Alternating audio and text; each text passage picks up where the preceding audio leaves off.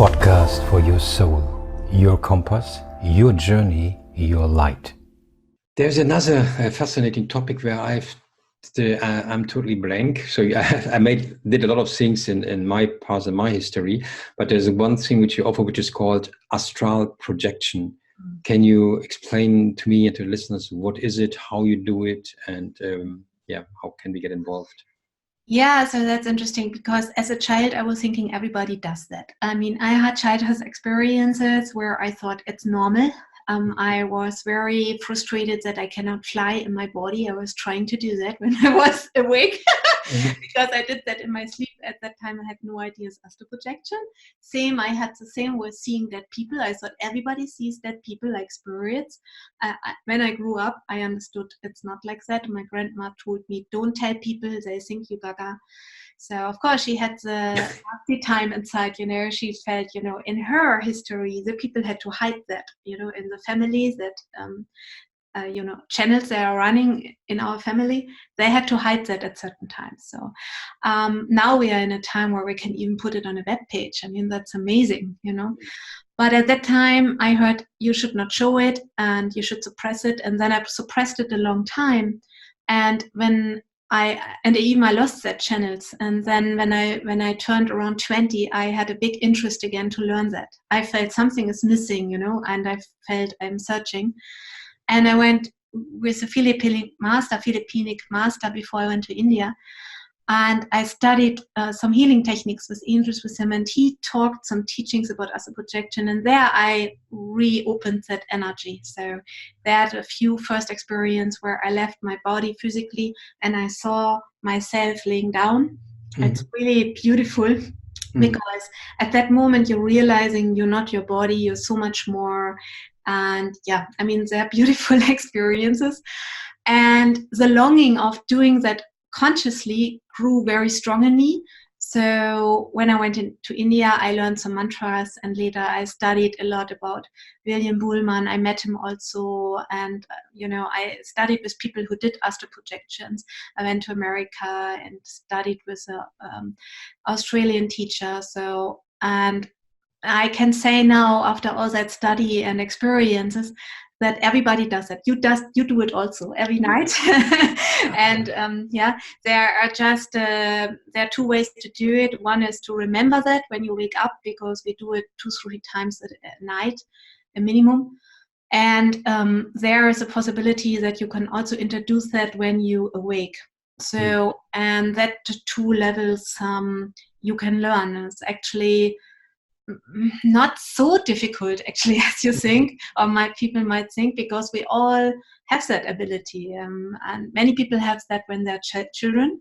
They start to fly, and when the head goes on, then sometimes it disappears. And so these techniques I'm teaching, and especially in the darkness, that sometimes happens by accident. I had people who had no clue about astral projection, and they're like, oh, something is wrong. I saw myself, from the ceiling, or I was flying over the Black Forest. I said, yeah, you just did the astral projection. What? So I'm teaching what is the difference between lucid dreaming, and astral projection, because, finally we all will leave this body. I mean, maybe somebody will go into a light body, I don't know, but most of us, I think, will die in this human body. And then but the soul is immortal, and latest then we experience, oh, it's not ending where I am. And so you can train that before, you can train your consciousness, and you lose a lot of fear of death, and you can get so many more information, and you can see sometimes things in the past and the future. Okay. Yeah, so that now I understand better. So it happens to me sometimes, but not on a voluntary base, but I don't see myself, but I sense that something is moving the body, and I'm doing something in a direction, but I never turned around, I guess, to look at myself. But then for some reason, maybe you can help me with that, I tried to avoid that, because it once happened that I was supporting a soul to go to the light. I was a bit confused, and I was so in compassion that I just went and partly with the soul, and all of a sudden, by accident, the phone rang, Oh. I was in such a shock where I was, I didn't know where I was. Yeah? And I was just, I felt so strangled in the body, and I had panic. And since then I tried somehow to avoid it, because I didn't know what happened, what kind of shock was that. Is there anything you recommend to avoid experiences like this? Or Yeah, unfortunately, those things can happen, and that's very important that even in meditation, nobody's touching you, because you can, even in meditation, go so deep and so much vibration that if somebody touches you or says, hey, you get a shock. Yeah. And yeah, I mean, turn your phone off. I always give a checklist. Before you do astral projection, you have to have your own room. You have to be not disturbed. No cat around. Shakti has to be in another room. Like that. So yeah. I actually I had an experience, even for me. Sometimes those things happened. I had an experience like 1.5 weeks ago, I think, where my astral projection was so deep, and I had a experience with another baby, with a child which was not mine, and his name was Erwin, and that was a soul of a child who asked me for help, and he told me he is alive in this earth, and he tries to tell me something. It was amazing, and it was not just pleasant always. It was very intense. The soul really cried out for help. And then my son, I have a little son, I still breastfeed at night, and all of a sudden my son was docking on and breastfeed, and he took me out, and I got a huge shock. And can you imagine, for 5 minutes, really, I looked at my son and I didn't know my son's name. My mind was so blank. Yes, I know. And I know exactly what you mean. Yes. Oh my gosh, but it didn't stop. So I also felt, okay, I said to myself, Bharati, don't panic. It's okay. Just with your energy body, you got interrupted. Okay, stay calm. So the staying calm, and sometimes things go wrong, but we learn from that. So our resistance power goes up. Yes. That resonates. That's this resilience power. That's something where I thought I would need it. So I guess maybe it's also an opportunity to do it again in a safe environment. Like with led by you, facilitated by you. So now I have another reason to come back. Yeah. Nice. Yes. Yes. So, and at that moment, I mean, it was for 5 minutes. It was not quickly. It was really, and I even talked to my son. I started to talk to him. I said to him, can you imagine, I don't know what your name is, but I know I have a different reality here. I totally get it. I mean, I was just, so for me, actually the whole process happened in the car. So I didn't do this intentionally. Yeah. So it happened in the car. It was in the winter. I was parking. And it's just, I mean, if a soul comes, right? So then it happened, the process was so intense, and then the phone rang off. So I was off guard. Wow. And then I jumped out of the car, and I was just, where am I? What's happening? Oh, wow. And what helped me was, it was snowing. I put my face in the snow. Oh, gosh. And that grounded me. It was, and then I could, I'm back, so I'm safe. It's good, but it took a long time, to really be fully embodied again. Yeah, I see that a lot in my astral projection seminars. I see that people. I'm not doing that in the darkness. I also do astral projection seminars in the light. And I have more and more people in the last years who had experience like you, but they don't know what it is or how they control it. I always say the soul is ready. The soul has a certain level, because in the ancient knowledge in India, the scriptures, the Nadi readings, they say, if the soul is ready, that powers and cities, as we say, it opens up automatically. You don't have to do something. So you don't need any technique. And it happens, but the mind is not ready. Yeah. So that opens up, you get some experiences, but you don't understand.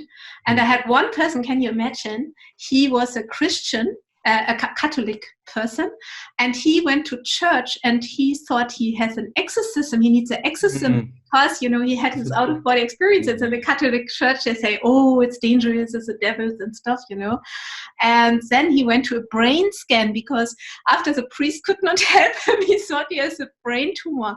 After that, he came to my seminar. Can you imagine? I mean, sometimes the soul is so ready, even for people who are not spiritual, they get huge experience, and people say them, you're sick, or, you you imagine that, or you need some psychology help, but they're just awakening.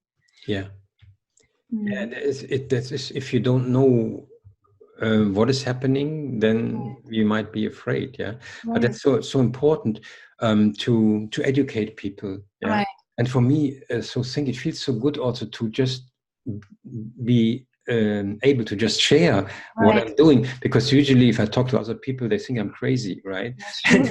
And you know exactly what happened, and so it's good that we, let's say, the light workers of the world connect and share the things. And that's also my desire of Podcast for Your Soul, that we have this platform where we can share and connect, and your retreat center or the lighthouse, which we have in Wiesbaden, things like that. Because what I sense is also there are more and more people in this awareness where they have spiritual experiences and gifts, and they just might not know what it is, and it helps just to give opportunities to discuss. Right. I love what you're saying. Thank you. That is beautiful. That is also what I feel, this network and, the old energies of being jealous and this is mine and this is mine. We have to come together, because also the negative forces are strong in this Kali Yuga and this time age. And if we don't stick together, who will? And another thing I want to say with the sharing is very important with the children. Many children, not just now, but, many children also in the older age, they, when people come to my seminars, they say, oh, when I was a child, I had experience and my mother told me, oh, I should not imagine things. And then we turn the channels off, And for me, I was lucky that my grandma also had experiences and she understood me. But even to tell me I should not talk about it, because people might say I'm crazy, that did something with me. And it took a lot of emotional work to clean that out, and that was kind of, oh, maybe I'm wrong, and because we want to belong. We want to belong to everybody, and if you feel different, that's okay. You suppress that, but you cannot be yourself. So, and that is very important. Now I have also 2 kids, and I always, when my daughter tells me something, I say, yeah, great, tell me more about that. What do you see, And I think that is very important that we do that also to our children, to keep the channels open, so that they don't have a hard time later, that they have to do all the work emotionally and spirituality, open that up again. Yeah, beautiful. Yes. So, and in regards to astral projection, I understood you are in the process of writing a book about astral projection and divine soul knowledge. Yes. When is it ready? I have to say, that I'm working already many years on it, and it became interrupted because I got 2 kids, and they're very, very important for me. And in between, we opened our center. There was a lot of work here, but I'm positive that in 2020 it will come out, so that it will come out next year. And actually, one very interesting thing, I think, why it took so long also now, is I felt something is missing in that. And now I met a beautiful person. She does airbrush and she does beautiful painting, and I have the the longing that my experience, that I can show them like in pictures. Sometimes I would love to take a memory stick and put it on the screen to show people what I experienced. Yes. And she will be my screen. And she's starting to write that and paint that. Also she's painting it, and I got now a beautiful person, Elena, who will help me to write that experience down, so that I bring it down to earth, because they are very intense sometimes. And so we're working on that, and we will add that into that book. So we are in the process of that right now. My soul is vibrating. And my hope is with that I also meet other people who might have even different or similar experience like this, because they're still, I feel, a little lonely. I met some beings and some experiences where I feel, wow, I would love people to know if anybody else also met that beings or had similar experiences. So that's also one reason why I'm doing that. Yeah. Excellent. Beautiful. So I can't wait. Yeah, and 2020 is the year of the moon. which basically strengthens the intuition and the receiving, and the female presence. And so therefore maybe that's also let's say there's always the right timing. So you meet the right person, and then there's I think it's also, I don't know where this just comes from, but what I just sense is that people in 2020 can receive this information much better than now in this age. Sure. Yes. And I think before, if I would have published it, it would be like a normal book. But if I add my experiences or some of them with the pictures, so people can get an insight of what is possible, I think that will be really beautiful next level. Yeah. Wow, thank you. So obviously I share all your links from the retreat center in the podcast and on YouTube and videos, so people can see that. I will write it also in the description. So if you listen to this, just click on the link and you can connect with Bharati. So Bharati, so one of the things you share and you do is always this mantras. Would it be okay in that format here to share a mantra with the listeners so that they can get a first-hand experience about what you're talking about? Sure. Yeah, I'm just thinking if I should share maybe even a Hanuman mantra or a light mantra. Normally I love to share the light mantra because that is the highest mantra I know. What you feel, which one? Yes, so since we belong to the lighthouse, I would love to listen to the light mantra.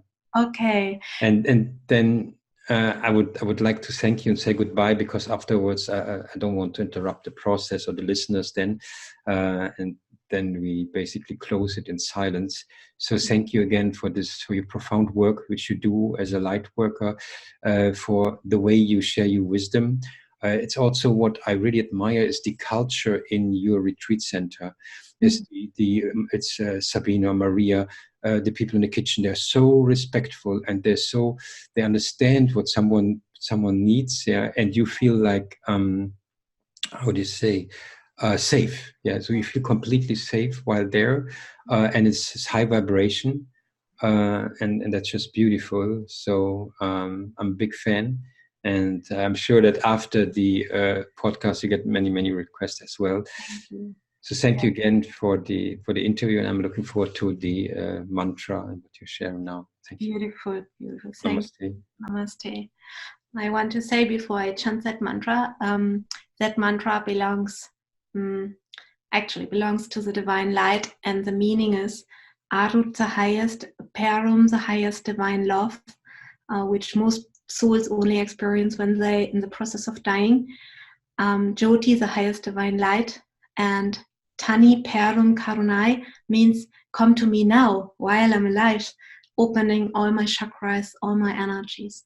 And the story goes that there's a beautiful saint, Ramalinga Swami. He was a saint for many thousands of lifetimes. And in his last lifetime, he did so much sadhana, and Shiva appeared in front of him. And Ramalinga Swami asked, what can human beings do to clear their pain and, receive highest grace of God, to, move in wonder, even in spiritual work, in healing work, in the body and soul. And Shiva said, all the gods and all the lokas, all the different religions, even the divine light is the highest. And we also only receive that from the source. So if you go to that, you completely connect with that oneness. So if you chant that daily, you receive beautiful grace. So it's also called grace mantra. And I chant that, and I also say thank you and namaste. Thank you. Namaste.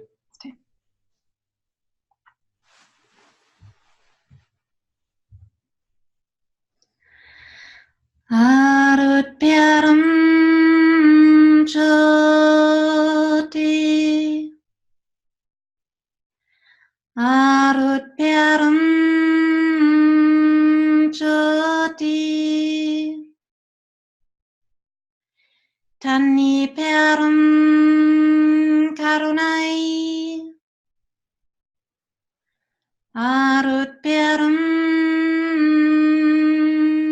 joti arutperum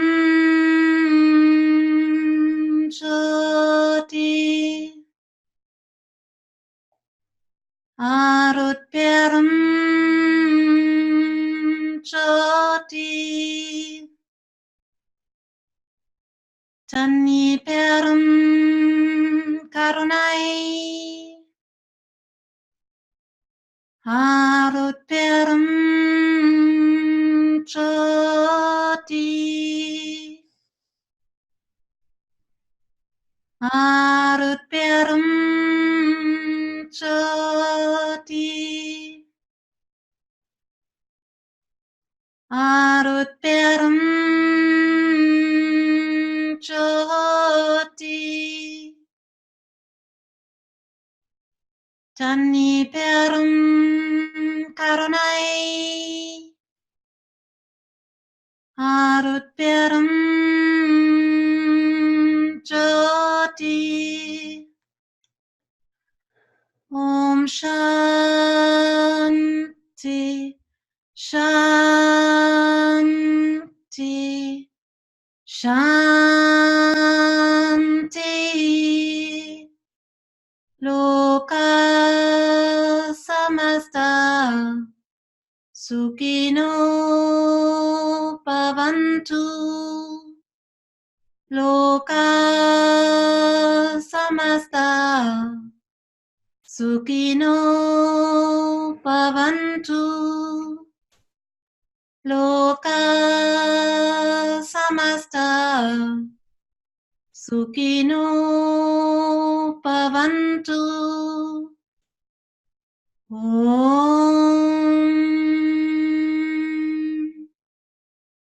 Shanti Shanti Shanti